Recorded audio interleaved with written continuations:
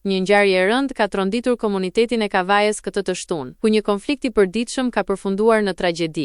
Viktima, Alketi Sufi, 47 vjeç Ini Elang, kishte parkuar automjetin e tij përpara banesës së Landi Derjaj, i njohur edhe me mbiemrin Puja, një bashkëmoshatar i tij, duke shkaktuar një debat verbal mes tyre. Sipas policisë, diskutimi fillimisht ishte i ashpër, ndërsa më pas situata u agravua dhe përfundoi me përdorimin e mjeteve prerëse. Autori dyshohet se e ka goditur viktimën 2 herë në pjesën e zemrës, duke i shkaktuar plagë të rënda që rezultuan fatale.